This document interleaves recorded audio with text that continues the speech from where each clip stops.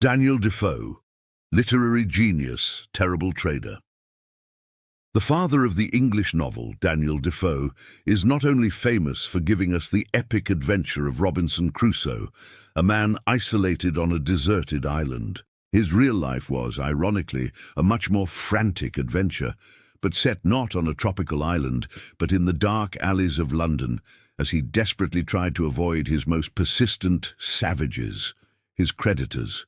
Defoe was a man of multiple talents: spy, journalist, brick merchant, yes, bricks, and above all, a master of financial mismanagement. He had a love-hate relationship with money, loving it enough to spend it on ventures that inevitably collapsed spectacularly. While Crusoe spent years building his little beach hut, Defoe spent years building mountains of debt.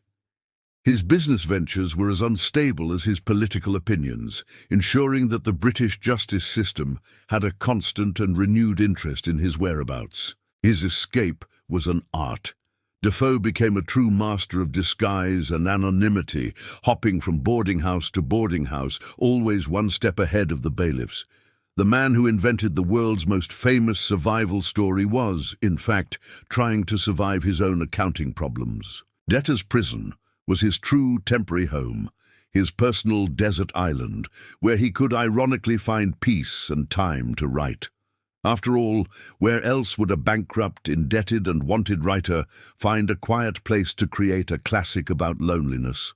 His greatest legacy is not just a castaway with a parrot, but proof that a literary genius can be utterly inept at keeping up with the bills. He traded comfort and freedom for a life of intense field research on poverty and despair, all for art and probably terrible investment decisions.